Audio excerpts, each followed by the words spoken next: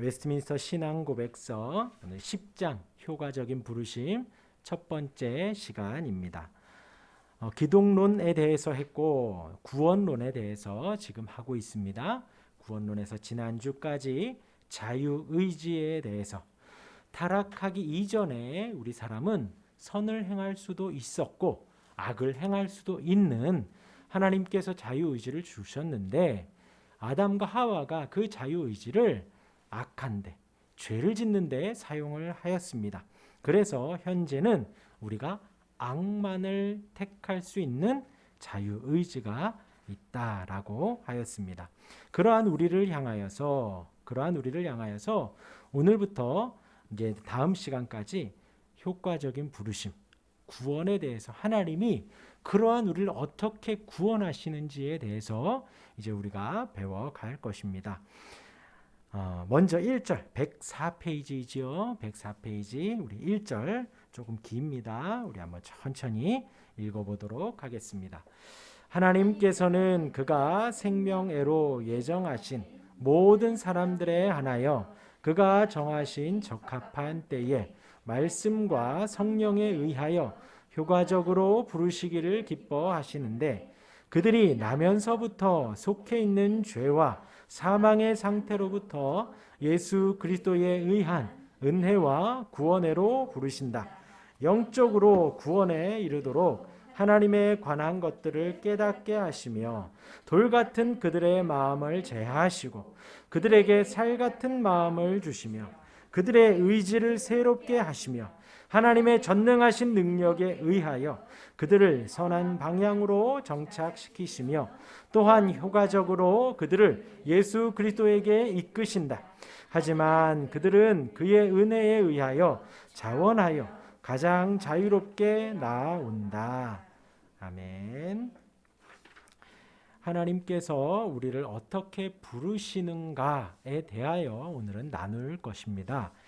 오늘의 말씀을 보면서 하나님께서는 그가 생명애로 예정하신 모든 사람들에 한하여 그가 정하신 적합한 때에 이제 하나님께서 부르신다는 것이죠.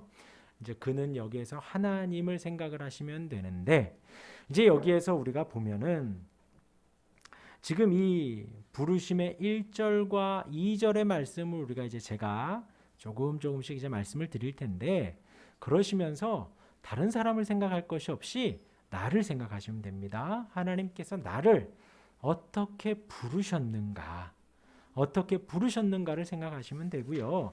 오늘 이제 107페이지 마지막 나눔과 적용을 위한 질문의 세 번째가 자신이 하나님을 믿기까지 과정을 되돌아보며 하나님께서 인도해 주신 은혜를 나누어 보자예요. 그래서 이것은 이제 늘 하던 대로 제가 숙제로 남겨 드릴 텐데 오늘 1절과 2절 그리고 제가 말씀을 인용하여 드리는 모든 말씀에 한번 나를 대입을 하셔서 하나님께서 나를 어떻게 효과적으로 부르셨는지 한번 생각해 보시고 은혜를 누리시면 될 것 같습니다. 효과적인 부르심, 효과적이라고 하면 틀림없이 부르셨다, 반드시 부르셨다라는 의미를 담고 있습니다. 두 글자로 하면 소명입니다. 부를 소 목숨명, 우리의 목숨을 부르셨다. 하나님께서 부르시면 생명을 얻는 거예요. 생명. 자, 그렇게 효과적인 부르심 오늘 첫 번째 시간인데요. 1절 한번 보시면요. 하나님께서는 이것이 중요해요. 주어가 하나님께서는입니다. 절대로 우리 사람이나 누구 부모님이나 할아버지나 할머니나 엄마나 아빠나 누구나 친척이나 뭐가 아니라 하나님께서는입니다. 주어가 하나님께서는 그가 생명애로 예정하신 모든 사람들에 한하여 생명으로 아까 그랬죠. 목숨을 불러주신다. 소명이라 그랬어요. 하나님께서 구원의 길로 우리를 부르시는 그 생명애로 예정하신 우리가 배웠습니다. 예정이라는 말을 배웠어요. 하나님께서 작정하시고 우리를 향한 예정이 있다 그랬습니다. 미리 정하셨다는 거예요. 하나님께서 나를 구원하시는데 하나님께서 나를 생명애로 인도하시는데 그 생명으로 이끄시는 길이 어떠한 길이냐? 태초 전부터 나를 향한 정함이 있다라는 거예요. 나란 존재가 그렇게 귀합니다. 나란 존재가 그렇게 귀해요. 그냥 어쩌다가 태어난 것이 아니라, 어쩌다가 나온 것이 아니라 하나님이 태초 전부터, 그러니까 창세기 1장 1절에 보면 시작, 창세기 1장 1절 시작, 태초에 하나님이 천지를 창조하시니라. 그렇죠. 주님을 찬양합니다. 태초에 모든 시작 전이에요. 창세기 1장부터 하나님의 창조의 은혜가 나옵니다. 해와 달과 별들을 만드시고 하늘 위의 궁창 아래의 궁창 땅을 만드시고 새와 물고기와 모든 짐승들과 사람을 만드시는 그 모든 창조의 하나님의 일하심, 그 이전이에요. 모든 것이 나오기 그 전에 하나님은 계셨지요. 태초에 하나님이 천지를 창조하십니다. 모든 시작 전에 하나님이 만드시는데, 그 모든 걸 만드시기 전에 나를 향한, 우리를 향한 정함이 있다라는 거예요. 하나님의 정함. 불교에서는 돌고 돈다 그러죠. 예전에 뭐 착한 일을 하면 사람으로 태어나고 나쁜 일을 하면 곤충으로 태어나고 돌고 돌아요. 그래서 몇천 년 전에도 있었고 전생도 있고 후생도 있고 한데, 우리는 그게 아니에요. 진리는 그게 아닙니다. 우리란 존재는 지금 2022년 7월 이날 하나님이 정하신 그 은혜 가운데 우리가 살아가는 것입니다. 2000년 전에 3000년 전에 우리가 있었고 후에도 있을 존재가 아니라 온 세상에 태초 전부터 나를 향한 정함이 있고 그 예정을 따라 모든 사람들의 하나여 그가 정하신 적합한 때에, 오늘 이 때를 말합니다. 그가 정하신 적합한 때. 성경 공부하다가 저도 저의 인생을 조금 돌아봤는데, 하나님이 나를 부르신 그때가 언제가 있었는가. 5살, 6살, 가만히 생각을 하면 5살, 6살 때도 제가 교회를 갔던 기억이 나요. 그런데도 초등학교 때는 저도 우리 주찬이처럼 많이 돌아다녔거든요. 동네를 활보하고 다녔는데도 요즘 같은 여름, 겨울에 성경학교 현수막이 붙잖아요. 그거를 보기는 했지만 가본 적은 한 번도 없어요. 성경학교에 가본 적은 없어요. 그리고 중학교 때 하나님께서 저를 이제 정말 신앙생활을 할 수 있도록 인도해 주셨는데, 그 적합한 때에 우리를 부르신다는 거예요. 이미 창세 전에 예정을 따라 하나님께서 정하신 적합한 때에, 그 다음이 중요합니다. 무엇과 무엇으로요? 말씀과 성령에 의하여. 이 두 가지가 너무나도 중요해요. 무엇과 무엇에? 말씀과 성령에 의하여. 우리가 이 신앙고백서를 공부할 때 제일 처음 서론에 배웠습니다. 성경론. 우리는 창세기부터 계시록까지 66권을 하나님의 말씀으로 믿습니다. 이 66권만을 믿습니다. 이 외에 그 어떤 역사적인 고증이 된 문서랄지라도 하나님의 말씀으로, 성경으로 보지 않아요. 그리고 우리가 말씀 안에 아무리 이해가 되지 않고 모르는 단어가 많다고 해서 그것을 또 배제하지도 않습니다. 창세기부터 말라기, 마태복음부터 계시록까지 전체 66권의 이 성경 말씀만 우리는 하나님이 우리에게 주신 특별 계시, 하나님의 말씀으로 믿는 거예요. 그 말씀과 성령에 의하여. 이 두 가지 중에 한쪽으로만 치우쳐도 사실 우리의 신앙이 위태위태해요. 위태위태해요. 말씀만 많이 보고 안다고 해서 구원에 이르는 것도 아니고, 말씀 없이 성령의 체험만 많다고 해서 구원에 이르는 것이 아니라는 거예요. 오늘 이 말씀이 말씀과 성령에 의하여. 말씀도 여러분들이 하나님의 말씀으로 충분히 보셔야 하고, 성령께서 나를 가르쳐 주시도록. 성령은 하나님이십니다. 제가 여러분들에게 이렇게 말씀드리는 것처럼 성령도 하나님이십니다. 우리의 인격을 가지시고 우리를 가르쳐 주시고 우리를 감동시켜 주시고 우리의 걸음걸음을 인도하시는 거예요. 그래서 말씀과 성령에 의하여 효과적으로 부르시기를 기뻐하시는데 아까 그랬습니다. 틀림없이 부르시고 반드시 부르신다는 거예요. 부르시기를 기뻐하시는데 하나님께서 내가 구원받는 것을 좋아하셔요? 좋아하지 않아요? 좋아하셔요. 너무나도 좋아하셔요. 너무나도. 정말 좋아하셔요. 하나님께 나오는 것을 하나님은 너무나도 좋아하셔요. 그래서 부르시기를 기뻐하셔요. 기뻐하셔요.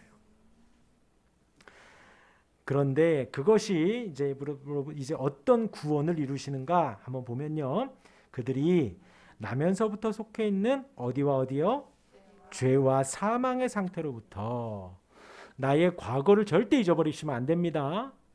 과거를 묻지 않으면 안 돼요. 과거를 물으셔야 됩니다. 나의 과거가 어떠한지, 내가 죄 가운데 죽어있던 존재였다라는 것을 꼭 알아야 돼요. 예. 이성간에는 과거를 묻지 마세요. 그런데 나의 원래의 모습, 내가 구원받기 이전의 모습을 나는 늘 기억해야 돼요. 죄와 사망의 상태였다는 것입니다. 죄와 사망의 상태로부터 예수 그리스도에 의한 무엇과 무엇이요? 은혜와 구원으로 부르신다. 거저 주시는 걸 은혜라고 합니다. 하나님이 나에게 주시는 것은 다 거저 주시는 거예요. 나에게 어떤 대가를 요구하거나 나에게 어떤 행동이나 내가 어떤 하나님께 드려야 할 마땅한 의무를 요구하시는 게 아니에요. 거저 주시는 은혜와 구원으로 부르신다. 죄악 가운데서 구원하시고 죽음 가운데서 구원하시고 나를 회복시켜 주시는 그 은혜로 부르십니다. 이어서 영적으로 구원에 이르도록 하나님에 관한 것들을 어떻게 하신다고요? 깨닫게 하셔요. 깨닫게 하셔요. 근데 이 구원에 이르도록 하나님에 관한 하나님의 말씀을 깨닫게 하시는 거예요. 그래서 우리가 이 말씀을 읽으시면서 늘 물으셔야 됩니다. 하나님 나를 가르쳐 주십시오.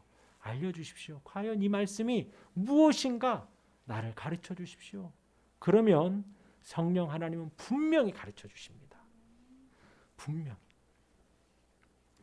관한 것들을 깨닫게 하시며 그 다음 읽겠습니다. 시작. 돌 같은 그들의 마음을 제하시고 그들에게 살 같은 마음을 주시며. 이게 얼마나 제가 요거 준비하시면 하면서요 이 말씀에 제가 꽂혔어요. 아니 이런 표현이 있다니. 어떤 마음을 어떻게 해주신다고요? 돌 같은 마음을 제하시고 살 같은 마음을 주셔요. 이게 이제 에스겔서에 이제 2번 나오는데요. 이제 105페이지에 보시면 두 번째 이제 각주 에스겔 36장 26절 같이 한번 읽어볼까요? 시작. 또 새 영을 너희 속에 두고 새 마음을 너희에게 주되 너희 육신에서 굳은 마음을 제거하고 부드러운 마음을 줄 것이며. 이 굳다, 굳은 마음이다 라는 것이 돌 같은 마음이다 랑과 같은 의미입니다. 그래서 새 마음을 너희에게 주셔요. 그런데 그 새 마음을 주시면서 어떻게 바꿔주신다? 굳은 마음을 제거하시고 부드러운 마음을 주신다는 거예요. 곧 돌 같은 내 마음, 말씀에 반응이 없고 딱딱한 돌과 같은 마음, 불순종하는 마음, 완악한 심령의 상태에서 나를 순종하는 마음, 말씀에 아멘하는 마음으로 바꿔 주신다는 거예요. 제거하고 넣어주신다는 것입니다. 그리고 그 다음에 보면 에스겔서 11장 19절 말씀 우리 같이 한번 읽어볼까요? 시작. 내가 그들에게 한 마음을 주고 그 속에 새 영을 주며 그 몸에서 돌 같은 마음을 제거하고 살처럼 부드러운 마음을 주어. 예, 여기에선 또 주고 주며 주어가 나오죠. 누가 주셔요? 하나님이 주셔요. 하나님. 절대로 내가 이 돌 같은 마음이야. 그래서 정으로 내 마음을 깨고 그 안에 새 마음을 넣을 수 있는 것이 아니에요. 하나님으로부터 주시고 하나님으로부터 제하여 주시는 거예요. 하나님으로부터. 똑같습니다. 강팍하여 여호와의 뜻을 조금도 헤아리지 못하는, 여호와의 뜻을 조금도 헤아리지 못하는 그런 돌 같은 마음, 하나님을 무시하는 마음이에요. 아까 제가 시작할 때 그랬습니다. 자신이 하나님을 믿기까지 과정을 돌아보며 하나님께서 인도해 주신 은혜를 나누어 보자 그랬어요. 나의 그 과거, 내가 복음을 들었을 때의 예전에 무시하고 듣지 않고 그 사람들을 밀어냈던 돌 같은 나의 마음이 예전에 있었다라는 거예요. 하나님의 그 뜻을 조금도 헤아리지 못하는, 하나님을 무시하는, 그래서 그 마음이 화석화되어서 스스로 깰 수가 없는 거예요. 단단한 돌이 돼버려가지고. 그래서 굳은 마음, 돌 같은 마음이라고 표현하는 것입니다. 그런데 그 마음을 제거해 주시고 살처럼 부드러운 마음을 주신다는 거예요. 소생시키시는 권능을 통하여서 새로운 마음, 민감한 마음, 조금만 죄를 지어도 애통해하는 그 마음으로 나를 부드럽게 만들어 주신다는 거예요.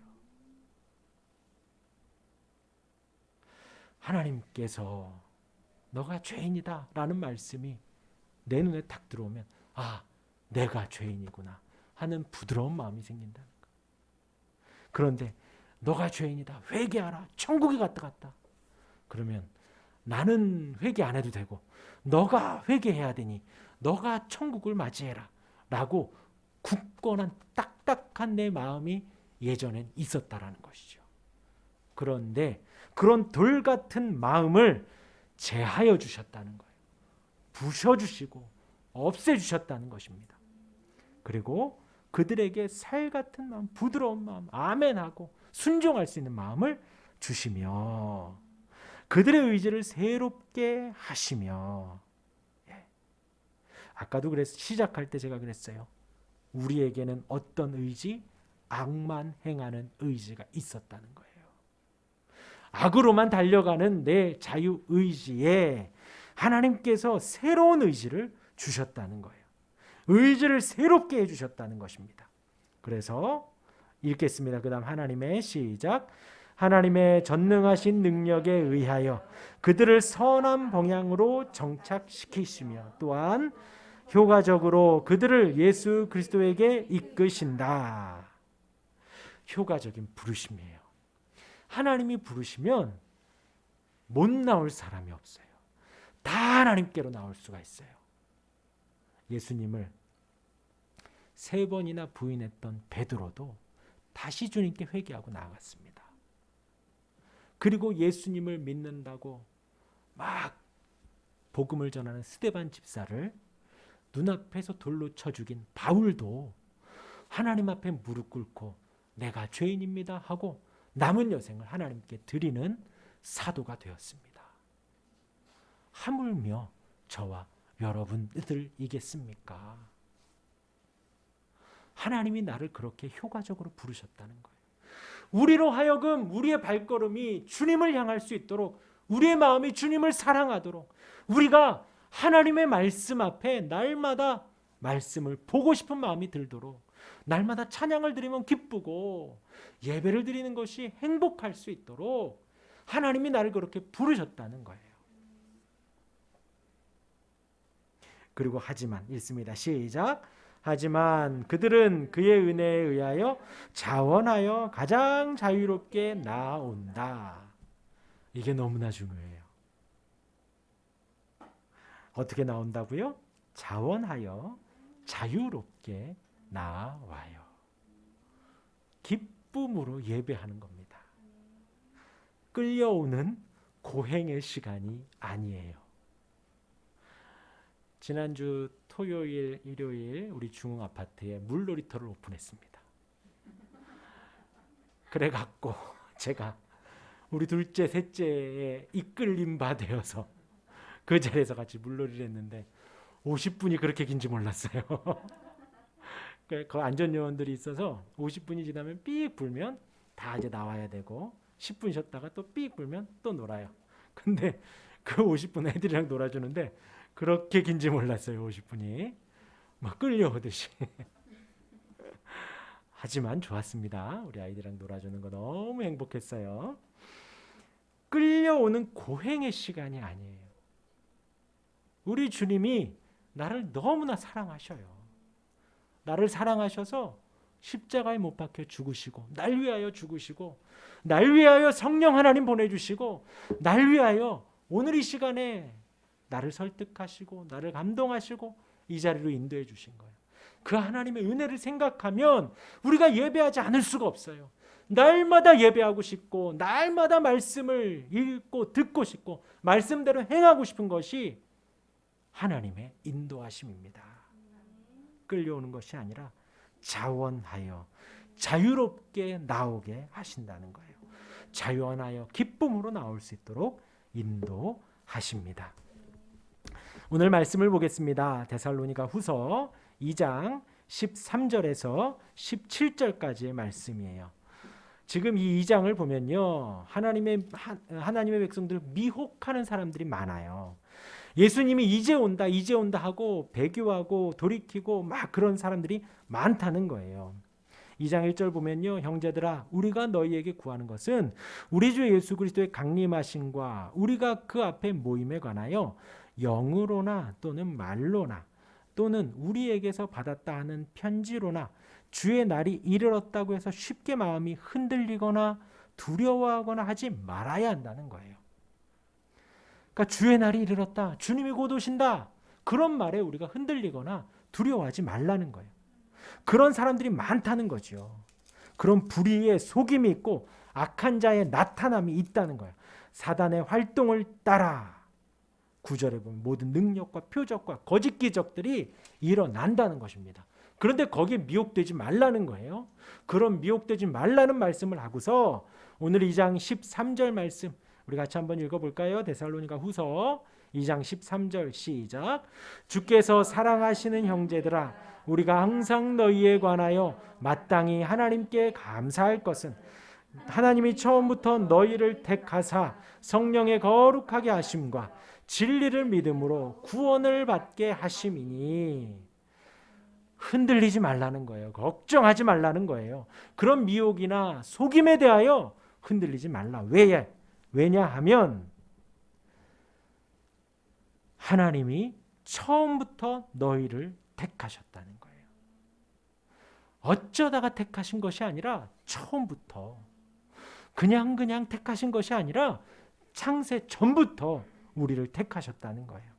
그렇게 택하심에 이어서 성령의 거룩하게 하심이 있고, 성령의 거룩하심에 이어서 진리를 믿음으로, 이 진리가 바로 하나님의 말씀이지요. 그리고 말씀의 성취로 오신 예수 그리스도입니다. 그분을 믿는 거예요. 진리를 믿음으로 구원을 받게 하심이니. 이를 위하여 우리의 복음으로 너희를 부르사 우리 주 예수 그리스도의 영광을 얻게 하려 하심이라. 하나님께서 우리를 부름은 주님의 그 영광을 우리가 얻도록. 예수님이 받으신 영광이 어마어마하지요. 십자가의 가장 비참한 모습으로, 가장 처절한 모습으로, 가장 나쁜 모습으로 죽으셨습니다. 손과 발에 못자국과 허리에 창자국, 사람들의 손가락질과 비난을 받으며 예수님이 죽으셨어요. 그런데 하나님은 3일 만에 살리셨습니다. 가장 밑바닥에서 가장 높은 자리로 예수님을 높이셨어요. 다시 살아나셨어요. 부활하셨습니다. 부활하셔서 그냥 홀로 올라가신 것이 아니라 40일 동안 제자들과 사람들에게 보여주셨어요. 도마에게 자 한번 넣어봐라. 제자들에게 가르쳐 주시고, 그냥 가르쳐 주신 것도 아니라 말씀을 풀어서 가르쳐 주시며 구약의 말씀들이 그 예수님을 증거한 거다라는 걸 가르쳐 주시고, 심지어 제자들이 보는 눈앞에서 승천하셨습니다. 하늘로 오르셨어요. 그래서 제자들이 한참을 하늘을 쳐다보고 있었죠.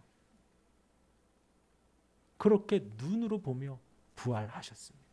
그러니까 바울이 그 복음을, 그 부활을 증거할 수밖에 없어요. 사도들이, 12 사도들이 예수님과 함께 살았던 그 사도들이 그 부활을 증거할 수밖에 없어요. 눈으로 직접 봤으니까요. 그리고 우리는 이 말씀의 기록으로 생생하게 알고 있죠. 우리 예수님이 날 위해서 오셨다가 죽으셨습니다. 그리고 3일 만에 살아나셨어요.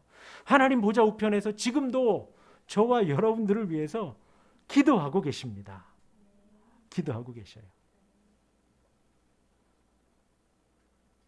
사랑하는 마음으로 우리가 하나님의 사람이 되기를, 우리가 거룩하여지기를, 주님이 누리고 계신 그 영광을 우리도 함께 누릴 수 있기를, 우리가 나중에 죽으면요, 주님이 심판의 주로 다시 오시면요, 우리가 누리는 영광은 주님과 함께, 하나님과 함께, 천군 천사들과 함께 가장 화려하고 아름다운 그곳에서 하나님을 영원히 찬양하는 거예요. 그 영광을 얻게 하려 하심이라.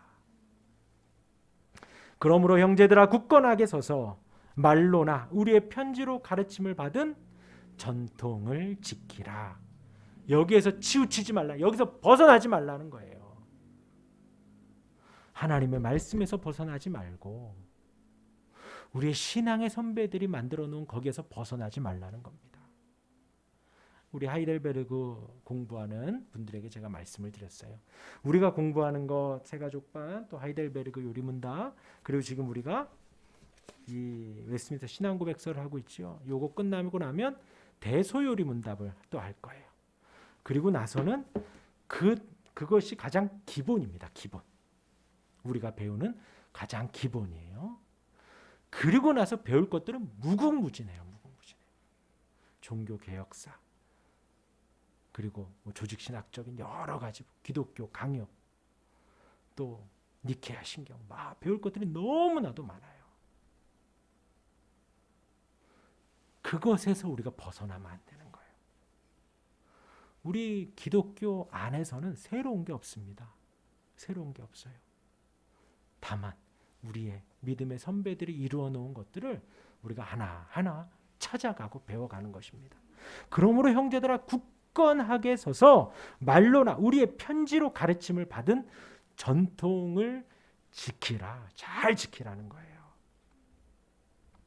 우리 16절, 17절 읽습니다. 우리 주 예수 그리스도와 우리를 사랑하시고 영원한 위로와 좋은 소망을 은혜로 주신 하나님 우리 아버지께서 너희 마음을 위로하시고 모든 선한 일과 말에 굳건하게 하시기를 원하노라. 잘 지켜가라는 거예요. 하나님이 위로하시고 하나님이 굳건하게 하시고 하나님이 알게 하시고 깨닫게 하신다는 거예요. 네, 지난주에 왔던 우리 김민희 집사님 언니, 김민희 집사님 조카, 김민희 집사님 어머니가 오셨었죠. 조카랑 잠깐 이야기를 하는데 미국에서 어느 교회 다녔습니까? 그랬더니 어느 교회를 다녔대요. 근데 거기도 영어로 Reformed Presbyterian Church라는 거예요. 그래서 RP 철치라 그래요. 이게 개혁 장로 교회거든요. 그래서 교회 안에서 이거를 봤대요. 웨스트민스터 confession 교회 안에서 봤다고 하더라고요. 그래서 여기 와서 또 신앙고백서 이야기를 하니까 너무 반가웠다는 거예요. 그래서 좋은 교회 다닌다고 칭찬을 해줬습니다. 전 세계가 마찬가지예요. 이 말씀 앞에 편지로 말로 가르침을 받은 전통을 지켜가려고 하는 그 무리들이 있습니다. 그러한 교회들이 전 세계적으로 있어요. 그리고 우리는 그들을 형제라고 자매라고 이렇게 한 가족이라고 합니다. 오늘 말씀 하나님이 그렇게 잘 지켜가면 주님이 위로하시고 소망을 주시고 우리로 하여금 굳건하게 해 주신다라는 거예요. 그리고 우리 이제 105 다시 교재로 와가지고요. 우리 105페이지 우리 각주 말씀 7번에 요한복음 6장 44절 45절 한번 읽고 넘어갈게요. 읽겠습니다. 시작. 나를 보내신 아버지께서 이끌지 아니하시면 아무도 내게 올 수 없으니 오는 그를 내가 마지막 날에 다시 살리리라. 선지자의 글에 그들이 다 하나님의 가르치심을 받으리라 기록되었은즉 아버지께 듣고 배운 사람마다 내게로 오느니라. 예, 저와 여러분들이 이런 존재라는 거예요. 하나님 아버지께서 이끌어 주셔서 예수님께로 오게 했고 예수님이 마지막 날에 다시 살려주신다는 거예요. 그리고 그들은 선지자의 글에 다 하나님의 가르치심을 받는다는 거예요. 저와 여러분들이 그러한 존재입니다. 우리 넘어가서요. 106페이지 2절 우리 같이 한번 읽겠습니다. 효과적인 시작. 이 효과적인 부르심은 오직 하나님의 거저 주시는 특별 은총에 의한 것으로 미리 보아서가 결코 아닌데 이는 그가 성령에 의하여 소생되고 새롭게 되어 그 부르심에 응답하며 그 안에서 제공되고 전달된 은혜를 받기까지는 전적으로 수동적이기 때문이다. 예, 여기에서의 중요한 것은 그 효과적인 부르심은 오직 하나님의 거저 주시는 특별 은총에 의한 것이다. 거저 주시는 은혜라는 거예요. 하나님 우리에게 주신 거저 주신 것이고 그 다음 중요한 사람 안에 어떤 것을 미리 보아서가 맞다 아니다? 아니다. 그 밑에 있는 우리 9번 로마서 9장 11절 같이 읽습니다. 시작. 그 자식들이 아직 나지도 아니하고 무슨 선이나 악을 행하지 아니한 때에 택하심을 따라 되는 하나님의 뜻이 행위로 말미암지 않고 오직 부르시는 이로 말미암아 서게 하려 하사.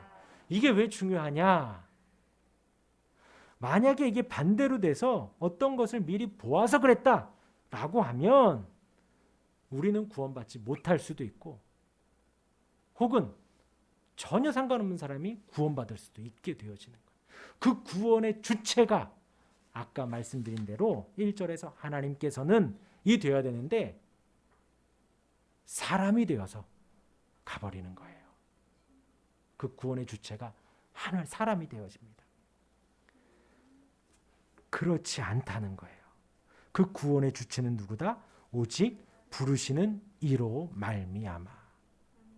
그래서 사람 안에 어떤 행동을 미리 보아서가 결코 아니라는 거예요.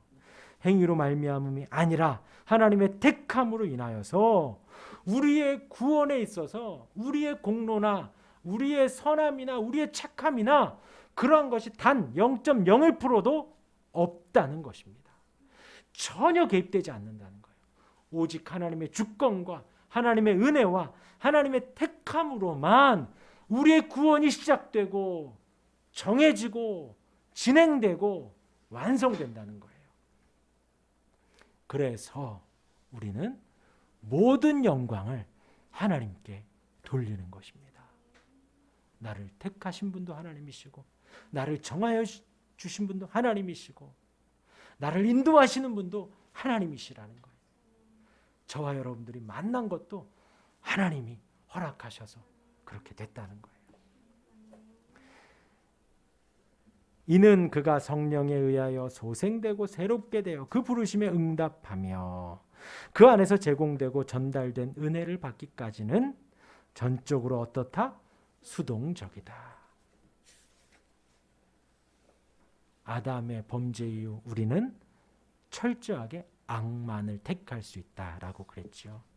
그래서 하나님의 부르시면 우리는 수동적이 될 수밖에 없어요. 하나님이 부르셔야 나올 수 있고 하나님이 하게 하셔야 우리가 하나님을 찬양할 수 있고 기도할 수 있고 말씀을 볼 수가 있다는 거예요. 성경 말씀을 아무리 봐도요. 그냥 어떤 역사적인 흐름 정도는 깨달을 수 있지만 성령께서 가르쳐 주셔야 그 흐름 속에 하나님의 일하심이 보이고 그 흐름 속에 하나님의 사랑과 자비와 은혜가 보이는 것이에요.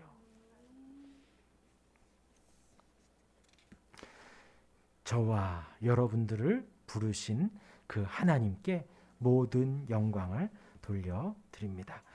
우리 에베소서 2장 4절과 5절 읽고 2장 4절부터 나온 그 말씀 쭉 읽고요. 말씀을 마치겠습니다. 같이 읽겠습니다. 시작. 긍휼이 풍성하신 하나님이 우리를 사랑하신 그 큰 사랑을 인하여 허물로 죽은 우리를 그리스도와 함께 살리셨고 또 함께 일으키사 그리스도 예수 안에서 함께 하늘에 앉히시니 이는 그리스도 예수 안에서 우리에게 자비하심으로써 그 은혜의 지극히 풍성함을 오는 여러 세대에 나타내려 하심이라. 너희는 그 은혜에 의하여 믿음으로 말미암아 구원을 받았으니 이것은 너희에게서 난 것이 아니요 하나님의 선물이라. 행위에서 난 것이 아니니 이는 누구든지 자랑하지 못하게 함이라. 예, 절대로 자랑할 것이 한 개도 없습니다. 반 개도 없습니다. 1%라도 0.01%라도 없습니다. 우리가 구원받음은 오직 하나님의 은혜입니다. 아멘. 우리 107페이지에 이해를 위한 질문 1번 보면요. 하나님께서 생명회로 예정하신 모든 사람을 부르시는 방편은 무엇입니까? 적합한 때에 말씀과 성령으로, 성령에 의하여 우리를 부르셨습니다. 그들을 효과적으로 예수 그리스도에게 이끄신다는 뜻은 무엇입니까? 나면서부터 죄와 사망의 상태에서부터 어디로까지요? 은혜와 구원으로 이끄십니다. 3번 그들이 주님께 나오는 방식은 강제에 의하여 끌려오는 겁니까? 자유롭게 기쁨으로 나아가는 것입니까? 그의 은혜에 의하여 끌려오시는 거예요? 자유롭게 나오는 거예요. 효과적인 부르심은 사람 안에 있는 것을 미리 보았기 때문입니까? 결코 아닙니다. 행위로 말미암음도 아니고 하나님의 거저 주시는 은혜에 의함입니다. 예, 그리고 이제 나눔과 적용을 위한 질문을 보면요. 내적 부르심, 외적 부르심이라는 것이 있어요. 하나님이 우리를 부르시는데 이것을 굳이 구분하자면 내적 부르심과 외적 부르심이라는 게 있습니다. 이제 외적 부르심이라는 것은 모두가 들을 수 있도록 우리가 이제 뭐 교회 오세요, 예수 믿으세요 하는 어떤 그 복음 전파에 의한 외적인 부르심이 있습니다. 이것은 공적이고 모두가 다 아는 객관적이에요. 그리고 내적 부르심이 있습니다. 이것은 내 마음속에 하나님의 말씀에 의하여 깨달아지는 것들, 그것을 내적 부르심이라고 합니다. 네, 그리고 이제 3번은 여러분들에게 아까 말씀드린 대로 숙제로 내어드릴게요.